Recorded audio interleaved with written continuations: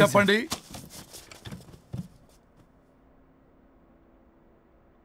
పర్లేదు చెప్పండి. నాకు విడాకులు కావాలి సార్.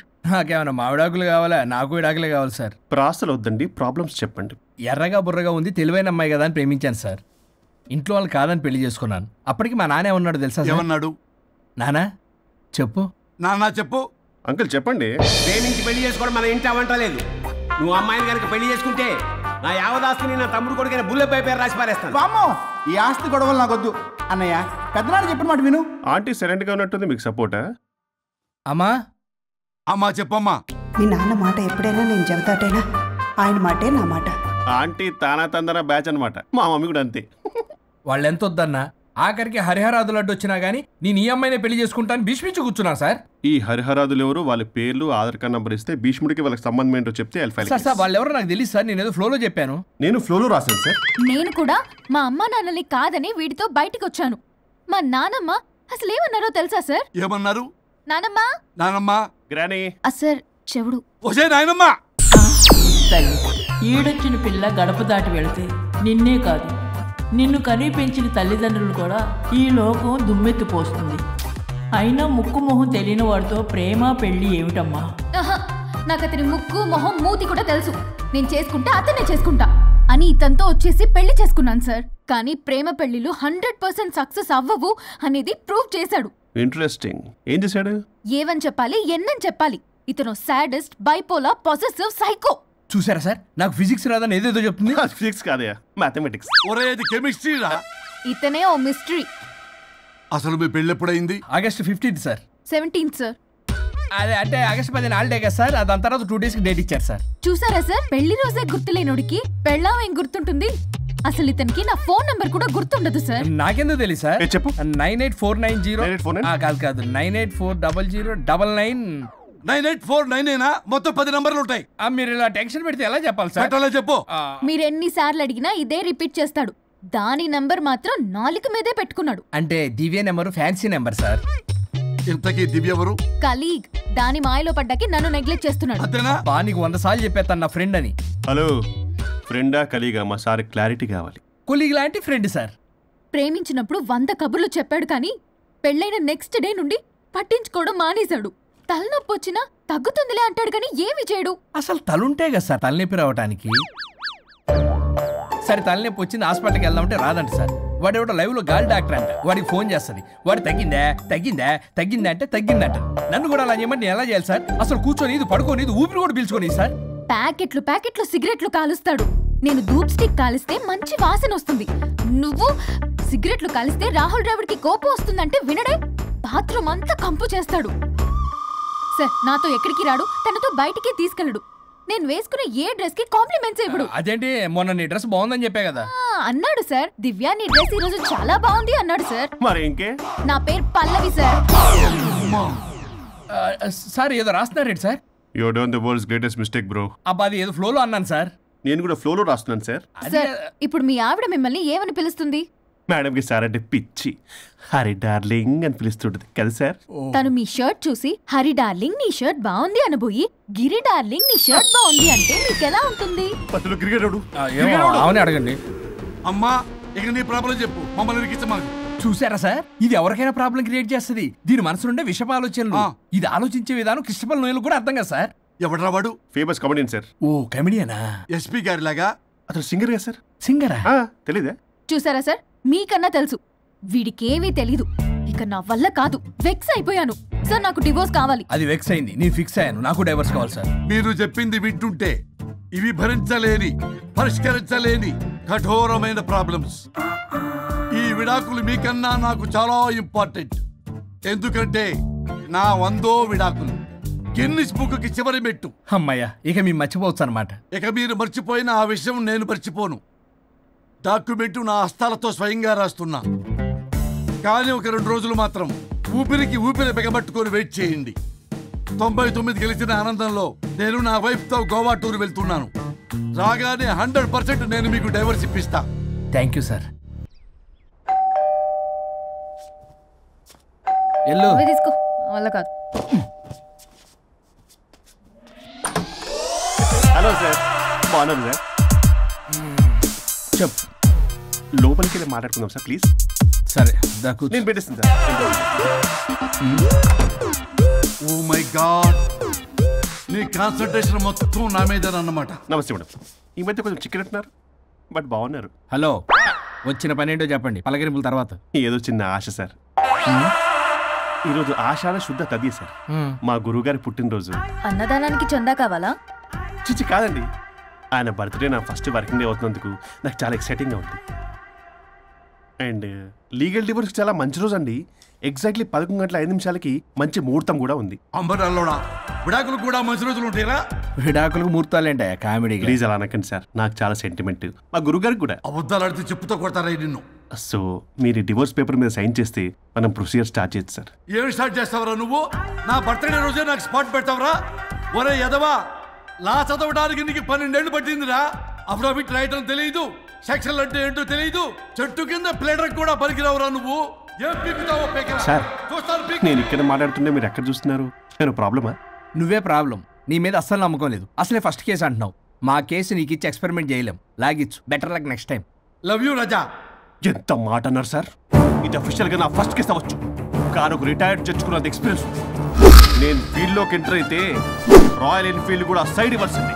స్వరూపరే నేను చట్టాన్ని చుట్టి చుట్టి అవతల పారేస్తా.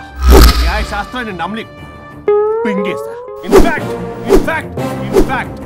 ఆ 99 కేసులు గిన్నిస్ రికార్డ్ ఐడియా కూడా నాదే. అవి నచ్చే మా గురుగారు నా కాళ్ళు పట్టుకొని బతుకాడితే ఆయన అసిస్టెంట్ కింద జాయిన్ అయ్యాను. మీకు విషయం చెప్తాను, కానీ ఎవరికి చెప్పొద్దు. చెప్పా. నేనిచ్చిన ఐడియాస్ తోటి ఆయన ఎన్నో కేసులు గెలిచాడు సార్. ప్రతి గెలుపు వెనుక సీక్రెట్ సూపర్ స్టార్ నేనే సార్. ప్రూవ్ చేద్దామన్నా మా గురుగారు ఇక్కడ లేరు, చచ్చిపోయి ఎక్కడున్నాడు. ఇక్కడే ఉన్నారుగా. అదే ఇక్కడే ఎక్కడో తిరుగుతూ ఉంటారని. అరే అది నోరా, జిహెచ్ఎంసీ టాయిలెట్. చెప్పాల్సిన మొత్తం చెప్పేసి అసలు నా గురించి నేనేం చెప్పుకోనండి సెల్ఫ్ అని చెప్తావా? నన్ను నమ్మండి వరుణ్ రాజా, ఆ నల్లుండి నమ్మకండి. చూస్తున్నాను, నేను ఇక్కడ మాట్లాడుతున్నా, మీరు మళ్ళీ ఎక్కడ చూస్తున్నారు? పోనీ మీకు నా మీద నమ్మకం లేకపోతే ఇది చూడండి, బ్రహ్మాస్త్రం. మీ డివోర్స్ పేపర్స్. ఈ పేపర్స్ ని మా గురువుగారు స్వహస్తాలతో తయారు చేశారు. అమ్మ నల్లోడా, నా ఆఫీస్కి వెళ్ళి నా బ్యాగ్ నుంచి దొప్పుకొచ్చావరా నువ్వు? దీని మీద మీరు సంతకం పెట్టారనుకోండి, మిమ్మల్ని విడిపోకుండా ఎవ్వరూ ఆపలేరు. మీకు ఎలాగో నా మీద నమ్మకం లేదు, కనీసం మా గురుగారి మీద నమ్మకం ఉంది కదా.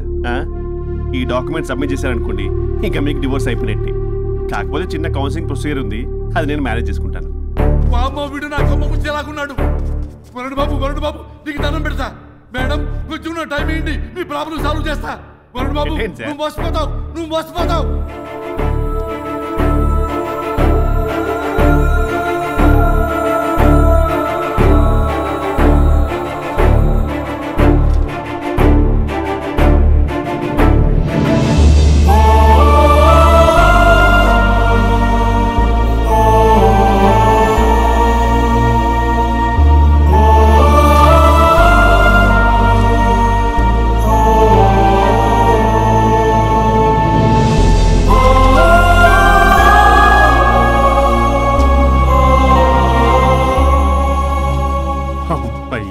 గురుగారు, మీరు ఎక్కడున్నారో నన్ను ఆశీర్వదించండి.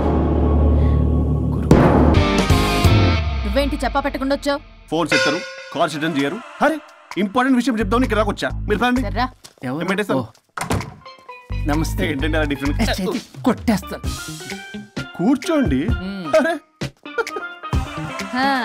ఏంటి చెప్పు. ఇలా మీరే చేస్తుందేంటి? దీనికి బాగా గొలుగులు పెడుతున్నట్టుంది. డెస్పరేషన్. దీనికి డివోర్స్ ఇప్పించాల్సిందే.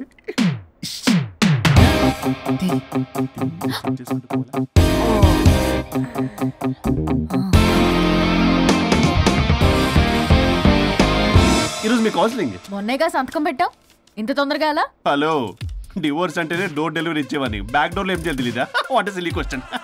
అది కాదయ్యా, ఇప్పుడు సడన్ గా ఈ డైవర్స్ మ్యాటర్ ఎందుకని? ఎందుకు? రాత్రి మ్యాటర్ జరిగిందిలే. రాత్రి మ్యాటర్ జరిగిందా? అంటే డబుల్ కమిట్ కాస్త కుర్బల కమిట్ అయిందేంటి? ఇదేదో మనకు బొక్కలా ఉంది. నో నో నో, అలా కుదరదండి. ఒకసారి డివోర్స్ అప్లై చేసిన తర్వాత how can you do that? It's illegal. ఏమయ్యా కంట్రోల్ లేదా? కొట్టేస్తాను. అలాంటిది ఏం జరగలేదు. ఏమైనా సరే మీరు మాత్రం ఇప్పుడు నాతో రావాలి అంతే. పోస్ట్పోన్ చేయవయ్యా బాబు. దీనికి బాగా గురుగులు పెడుతుంది, మళ్ళీ ఇదే పోస్ట్పోన్ అంటుంది. మ్యాటర్ ఏమో జరిగిందంటున్నారు. ఇలా కష్టమే, వీళ్ళని నాతో కొట్టాలి. ఆల్ రైట్, ఇప్పుడు మీరు నాతో కౌన్సిలింగ్కి రాకపోతే section 508, 256A, 482, 21B and 53A కింద 6 నెలలు జైలు శిక్ష, 2 లక్షలు జరిమానా. ఎందుకు? మేమేం చేసాం? కాంటెంప్ట్ ఆఫ్ ది కోర్ట్ ధిక్కరణ. ఇప్పుడు చెప్పండి, నాతో కౌన్సిలింగ్కి వస్తారా, జైలుకి వెళ్తారా? Option A, option B. Option A చేసుకో.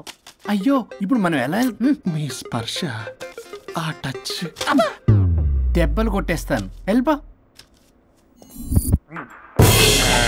Now, tell me the reason for your divorce.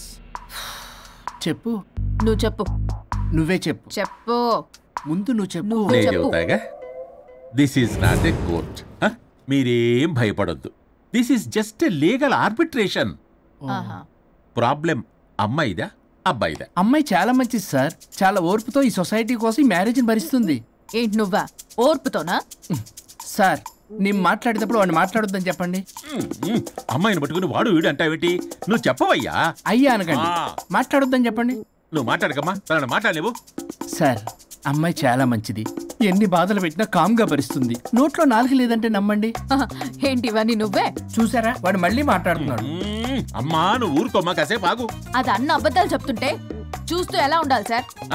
అయ్యా, అబ్బాయిని పట్టుకుని అది ఇది అంటావేంటమ్మా? అదే సార్, మేము ముందు ఫ్రెండ్షిప్ లో అలా పిలుచుకునే వాళ్ళం. ఒకప్పుడు ఒసే ఒరే అనుకునేవాళ్ళు, ఇప్పుడు అది వాడు అంటున్నారు. ఇక తర్వాత ఏమనుకుంటారో ఏమో. సరే వెళ్ళవే, చెప్పయ్యా. చెప్పమ్మా. అమ్మాయి చాలా సహనశీలి. అబ్బాయి వాళ్ళలో పడి మోసపోయింది. అబ్బాయి చాలా ప్రాబ్లం సార్. అసలు ఏం పట్టించుకోడు. తిన్నదో లేదో కూడా చూడు. ఎప్పుడు చూసినా దివ్య దివ్య దివ్య ఇదే. ఎప్పుడు చూసినా అరిగిపోయిన రికార్డ్ లో ఇది తప్ప ఇంకేం లేదా? నిన్ను మాట్లాడతానా?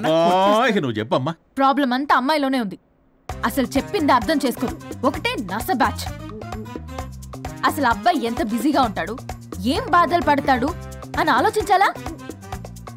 ఇప్పుడు మీరు ఉన్నారు సార్, 24 hours మీ వైఫ్ పక్కనే ఉండాలంటే కుదురుతుందా చెప్పండి?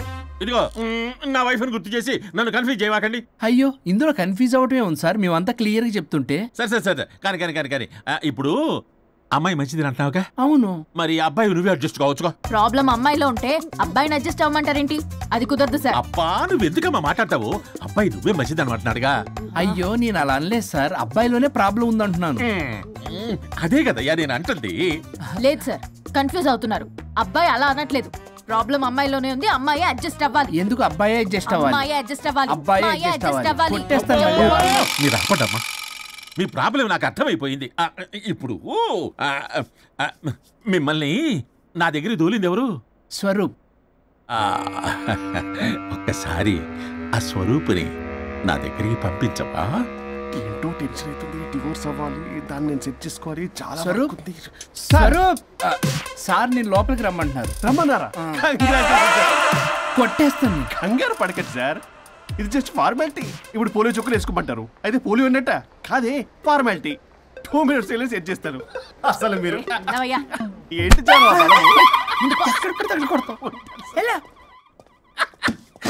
ఏంటి సార్, కేసు చాలా టైట్ గా ఉంది కదా?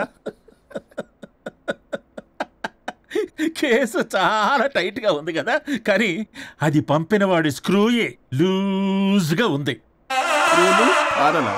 నాకు అర్థం కాదు సార్. ఎంతవా నీ డైవర్సన్ కోసం ఎవరో దారిని పోయే వాళ్ళని నా దగ్గరికి పంపించి నా టైం అంతా వేస్ట్ చేస్తావా? నీ గురువు ఒకడు ఉండేవాడు, వాడు 99 విడాకులు ఇప్పించాడు. నువ్వు వాళ్ళకి తయారైపోతున్నావా? ఒక్కసారి ఇలాంటి మెంటల్ హాస్పిటల్ బ్యాచ్ నా దగ్గరికి పంపించావు, గెట్ అవుట్, గెట్ అవుట్.